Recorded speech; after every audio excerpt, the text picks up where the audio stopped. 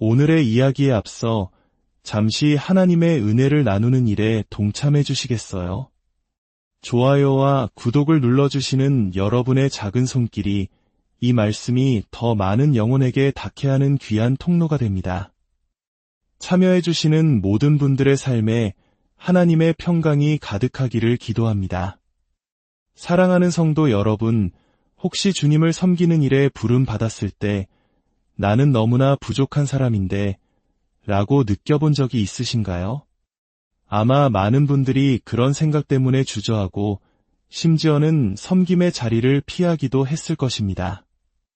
내가 가진 능력이 너무나 보잘것없고 제대로 준비되지 않은 것 같다는 생각에 저는 도저히 할 수 없습니다 라고 말하게 되는 것이지요. 그 마음 충분히 이해합니다. 하지만 우리가 기억해야 할 것이 있습니다. 우리가 부족하다는 이유로 주님의 부르심을 거절할 때 우리는 이 땅에서 누릴 수 있는 축복을 놓치게 됩니다. 또한 하늘에서 받을 상급을 잃게 되며 결과적으로는 이 땅에서 이루어져야 할 하나님의 나라의 일을 가로막게 되는 것입니다. 우리 주 예수님께서는 우리의 이런 연약함을 너무나 잘 알고 계셨습니다.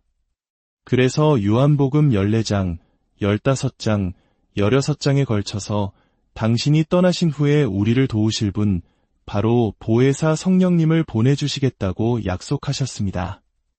그분은 우리 안에, 우리와 함께, 우리 위에 계시며 영원토록 우리를 떠나지 않으실 것이라고 말씀하셨습니다.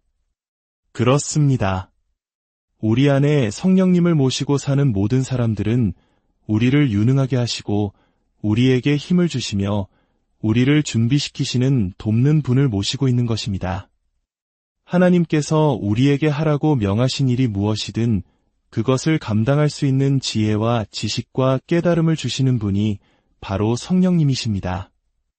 너희를 부르시는 이는 미쁘시니 그가 또한 이루시리라는 약속의 말씀을 기억하십니까? 오늘 우리가 나눌 말씀의 핵심이 바로 이것입니다. 성령님의 여러 사역 중 하나는 바로 하나님께서 우리를 부르신 그 일을 해낼 수 있도록 우리를 온전히 갖추어 주시는 것입니다. 그리고 그 방법 중 하나가 바로 성령의 은사를 통해 나타납니다. 오늘의 주제는 바로 성령님, 은사를 주시는 분입니다. 오늘 우리는 성경에서 가장 익숙하면서도 동시에 가장 많은 오해와 논쟁을 낳기도 하는 고린도전서 12장의 말씀을 함께 살펴보려 합니다. 영적인 은사에 대한 우리의 생각과 감정, 그리고 의견의 차이 때문에 어떤 이들은 이 주제를 아예 외면하기도 합니다. 괜히 복잡한 문제에 얽히고 싶지 않다고 말하며 거리를 둡니다. 하지만 하나님 앞에서 올바로 서기 원한다면 우리는 결코 이 진리를 피할 수 없습니다. 고린도전서 12장 1절부터 바울 사도의 음성에 귀 기울여 보겠습니다. 형제들아, 신령한 것에 대하여 나는 너희가 알지 못하기를 원하지 아니하노니 너희도 알거니와 너희가 이방인으로 있을 때에 말 못하는 우상에게로 끄는 그대로 끌려갔느니라. 그러므로 내가 너희에게 알리노니 하나님의 영으로 말하는 자는 누구든지 예수를 저주할 자라 하지 아니하고 또 성령으로 아니하고는 누구든지 예수를 주시라 할 수 없느니라. 이어서 바울은 세 가지 중요한 구분을 제시합니다. 은사는 여러 가지나 성령은 같고 직분은 여러 가지나 주는 같으며 또 사역은 여러 가지나 모든 것을 모든 사람 가운데서 이루시는 하나님은 같으니 각 사람에게 성령을 나타내심은 유익하게 하려 하심이라. 어떤 사람에게는 성령으로 말미암아 지혜의 말씀을, 어떤 사람에게는 같은 성령을 따라 지식의 말씀을, 다른 사람에게는 같은 성령으로 믿음을, 어떤 사람에게는 한 성령으로 병 고치는 은사를, 어떤 사람에게는 능력 행함을, 어떤 사람에게는 예언함을, 어떤 사람에게는 영들 분별함을, 다른 사람에게는 각종 방언 말함을, 어떤 사람에게는 방언들 통역함을 주시나니 이 모든 일은 같은 한 성령이 행하사 그의 뜻대로 각 사람에게 나누어 주시는 것이니라. 자, 여기서 우리는 몇 가지 중요한 개념들을 명확히 정리하고 넘어가야 합니다. 첫째, 성령의 선물과 성령의 은사는 다릅니다. 성령의 선물이란 우리가 예수 그리스도를 구주로 영접할 때 모든 믿는 자에게 주어지는 성령님 그 자체를 의미합니다. 사도행전 2장에서 베드로는 설교를 마친 후 이렇게 외쳤습니다. 너희가 회개하여 각각 예수 그리스도의 이름으로 세례를 받고 죄 사함을 받으라 그리하면 성령의 선물을 받으리니 즉 성령님은 우리 안에 내주하시고 우리에게 능력을 주시며 하나님의 부르심을 이루도록 도우시는 하나님께서 모든 신자에게 주시는 선물입니다. 또한 성령님은 우리를 구원의 날까지 인치시고 우리의 영원한 구원을 보증하시는 분이십니다. 반면에 오늘 본문인 고린도전서 12장에서 말하는 성령의 은사란 하나님께서 우리에게 맡기신 사역과 일을 감당할 수 있도록 성령님께서 각 신자에게 주시는 특별한 영적 능력과 자질을 말합니다. 모든 신자는 한 가지 이상의 성령의 은사를 가지고 있습니다. 둘째, 성령의 은사는 성령의 열매와도 구별됩니다. 성령의 열매는 주로 성령님의 역사하심의 결과로 나타나는 신자의 인격과 관련이 있습니다. 사랑과 희락과 화평, 오래 참음과 자비, 양선과 충성과 온유와 절제. 이것이 바로 성령의 9가지 열매입니다. 이것은 우리 삶 속에서 맺어지는 인격의 변화입니다. 반면 은사는 하나님이 맡기신 사역을 감당하기 위해 주어지는 능력입니다. 셋째, 타고난 재능과 성령의 은사의 차이점은 무엇일까요? 우리가 태어날 때부터 가진 음악적 재능, 미술적 재능, 또는 과학이나 기술 분야의 재능 또한 하나님으로부터 온 것입니다. 하지만 우리가 그리스도인이 되었다고 해서 타고난 재능이 저절로 영적 은사가 되는 것은 아닙니다. 영적 은사는 우리가 구원받을 때 하나님께서 당신의 일을 위해 우리의 타고난 재능 위에 더하여 주시는 특별한 영적 능력입니다. 하나님의 계획은 우리가 이 2가지를 합하여 온 마음으로 주님을 섬기는 것입니다. 이제 이 개념들을 마음에 새기고 고린도전서 12장의 말씀을 더 깊이 들여다봅시다. 여기서 가장 중요한 사실은 바로 성령님께서 그리스도의 몸된 교회 안에서 성도들에게 어떤 영적 은사를 주실지 결정하시는 주권자라는 사실입니다. 성경은 로마서 12장, 에베소서 4장 등 여러 곳에서 은사의 목록을 보여줍니다. 로마서 12장은 예언, 섬김, 가르침, 위로, 구제, 다스림, 긍휼 베품과 같은 7가지의 동기적 은사를 이야기합니다. 이것은 우리가 사역을 감당할 때 마음 깊은 곳에서부터 우러나오는 동기가 되는 은사들입니다. 에베소서 4장은 하나님께서 교회를 세우기 위해 선물로 주신 직분들, 즉 사도, 선지자, 복음 전하는 자, 목사와 교사에 대해 말합니다.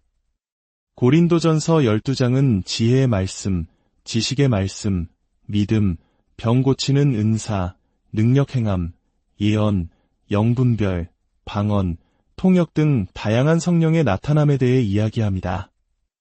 핵심은 이것입니다. 이 모든 은사를 분배하시는 분은 오직 성령님이시라는 것입니다. 어떤 사람은 자비의 은사를 받고서 저는 자비의 은사 말고 예언의 은사를 원해요. 또는 저는 조직을 이끄는 리더십의 은사를 원합니다. 라고 말할지도 모릅니다. 하지만 세상에서 가장 위대한 사람들 중에는 자비의 은사를 가진 이들이 얼마나 많은지 모릅니다. 만약 우리 모두가 원하는 은사를 선택할 수 있다면 아마도 자비롭게 섬기는 사람이나 묵묵히 봉사하는 사람은 거의 남지 않을 것입니다. 모두가 화려하고 주목받는 은사만을 원하겠지요. 하지만 하나님은 우리보다 더 잘 아십니다. 그래서 성령님께 각 사람에게 가장 필요한 은사를 지정하여 주시는 책임을 맡기셨습니다.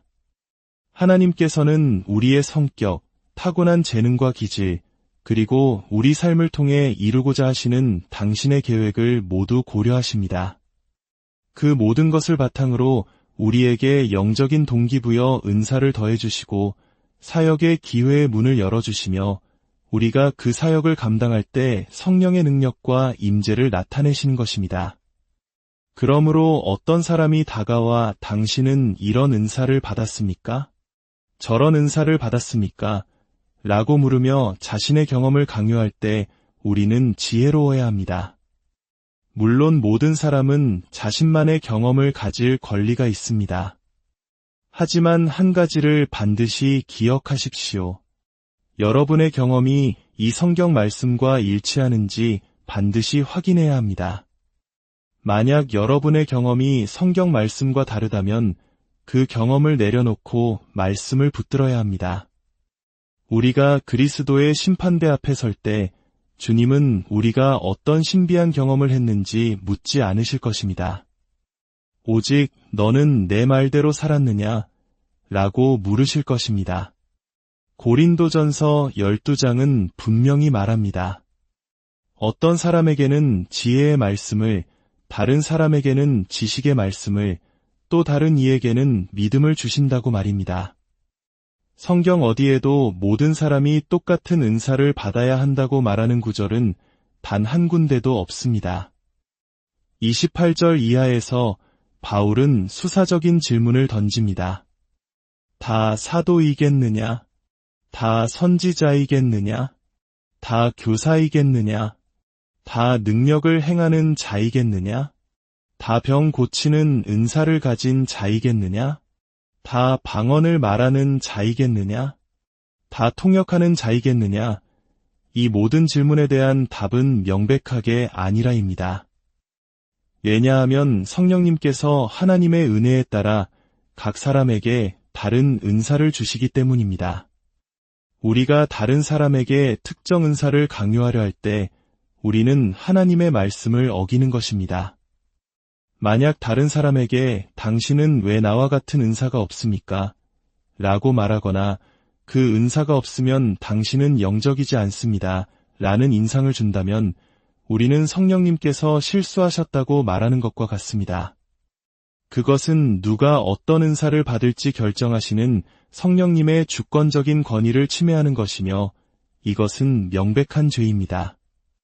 그렇다면 하나님께서 우리에게 이토록 다양한 은사를 주시는 목적은 무엇일까요? 고린도전서 12장 7절은 그 목적을 명확히 밝힙니다. 각 사람에게 성령을 나타내심은 공동의 유익을 위함이라 그렇습니다. 영적 은사는 자신의 만족이나 자랑을 위한 것이 아닙니다. 그 목적은 세 가지로 요약할 수 있습니다. 바로 교회의 덕을 세우고 성도를 온전하게 하며 서로를 격려하기 위함입니다. 베드로전서 4장 10절은 이렇게 말합니다. 각각 은사를 받은 대로 하나님의 여러 가지 은혜를 맡은 선한 청지기 같이 서로 봉사하라. 모든 신자는 적어도 하나 이상의 영적 은사를 받았습니다. 그리고 그 은사는 다른 사람을 섬기는 데 사용되어야 합니다. 하나님께서는 왜 우리를 이렇게 설계하셨을까요? 바울은 교회를 그리스도의 몸에 비유합니다. 몸이 한 지체로만 되지 아니하고 여러 지체로 이루어진 것과 같습니다. 발이 나는 손이 아니니 몸에 붙지 아니하였다고 말할 수 없습니다. 귀가 나는 눈이 아니니 몸에 붙지 아니하였다고 할 수 없습니다. 온 몸이 눈이면 듣는 곳은 어디며 온 몸이 듣는 곳이면 냄새 맡는 곳은 어디겠습니까? 하나님은 당신이 원하시는 대로 지체를 각각 몸에 두셨습니다. 눈이 손더러 내가 쓸데 없다 하거나 머리가 발더러 내가 쓸데 없다 하지 못합니다. 여러분, 이 말씀이 무엇을 의미합니까? 스스로를 보며 나는 중요하지 않은 사람이야 라고 생각하지 말라는 것입니다. 나는 하나님께 별 가치가 없는 존재야 라고 말하지 말라는 것입니다. 우리 몸의 모든 지체가 중요하듯 교회 공동체의 모든 구성원은 소중하며 하나님께서는 각 사람을 위한 특별한 계획과 할 일을 가지고 계십니다. 혹시 지금 집에서 이 말씀을 들으면서 오랫동안 교회에 나가지 않으셨거나 교회에 내가 없어도 아무도 신경 쓰지 않을 거야 라고 생각하는 분이 계십니까? 그것은 여러분의 생각이지 하나님의 생각이 아닙니다. 세상에는 나보다 하나님 일을 잘할 사람이 얼마든지 있어 라고 생각하십니까? 그것 또한 여러분의 결론이지 하나님의 뜻이 아닙니다. 성경은 몸의 어떤 지체도 스스로를 중요하지 않다고 말할 권리가 없다고 선포합니다. 모든 지체는 중요합니다. 여러분이 스스로 부족하다고 느끼는 그 마음, 섬기기에는 너무 연약하다고 생각하는 그 두려움, 그것이 바로 예수님께서 우리에게 내가 너희를 도울 자를 보내겠다고 약속하신 이유입니다. 우리 안에 계신 성령님은 우리를 도우시고 능력을 주시며 하나님이 부르신 모든 일을 감당하도록 우리를 온전히 준비시키시는 분입니다. 이제 모든 변명은 끝났습니다. 우리는 모두 언젠가 그리스도의 심판대 앞에 서게 될 것입니다. 이것은 구원에 관한 심판이 아니라 우리가 이 땅에서 어떻게 살았는지에 대한 상급의 심판입니다. 고린도전서 3장에서 바울은 우리의 삶을 건축에 비유합니다. 예수 그리스도라는 유일한 터 위에 어떤 사람은 금이나 은이나 보석으로 집을 짓고 어떤 사람은 나무나 풀이나 짚으로 집을 짓습니다.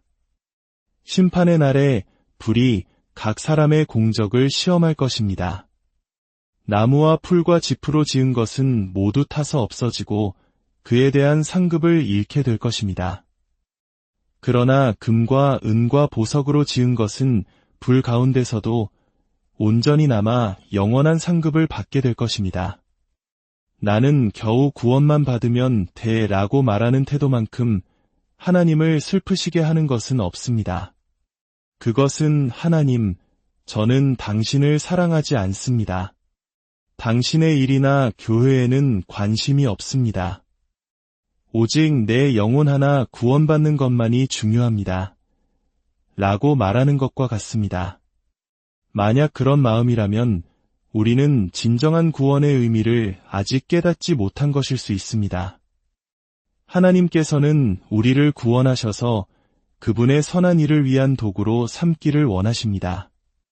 사랑하는 성도 여러분, 하나님께서 여러분에게 주신 은사는 무엇입니까? 여러분의 재능과 능력, 시간과 자원은 어떻게 사용되고 있습니까? 여러분의 삶에 얼마만큼이 하나님께 영광을 돌리고 있습니까? 하나님은 여러분을 그분의 걸작품으로 창조하셨습니다. 죄를 용서하시고 성령님을 우리 안에 보내주셨으며 영적인 은사라는 강력한 도구를 주셨습니다. 이 모든 것을 가지고 우리는 하나님께서 우리를 부르신 모든 일을 성취할 수 있습니다. 더 이상 방황하며 인생을 낭비하지 마십시오. 하나님께서 여러분 안에 심어두신 그 귀한 은사를 발견하십시오. 그리고 그것을 사용하여 다른 사람을 섬기고 교회를 세우며 하나님의 나라를 확장하는 일에 여러분의 삶을 투자하십시오. 그것이 가장 가치 있고 가장 복되며 영원히 남는 삶입니다. 이제 기도하겠습니다. 사랑의 하나님 아버지, 오늘 말씀을 통해 우리 각자가 얼마나 소중한 존재이며 우리에게 얼마나 놀라운 영적 선물을 주셨는지 다시 한번 깨닫게 하시니 감사합니다. 때로 세상과 비교하며 스스로를 무가치하게 여기고 부족하다는 핑계로 주님의 부르심을 외면했던 저희의 연약함을 용서하여 주옵소서. 이제 우리 안에 계신 성령님을 의지하여 담대히 일어서게 하옵소서. 각자에게 주신 은사가 무엇인지 분별할 수 있는 지혜를 주시고 그 은사를 사용하여 서로를 섬기고 교회를 세우는 기쁨을 누리게 하여 주옵소서. 우리의 남은 생애가 나무나 풀이나 집이 아닌 금과 은과 보석으로 하나님 앞에 드려지는 복된 인생이 되게 하여 주옵소서. 우리 주 예수 그리스도의 이름으로 기도합니다.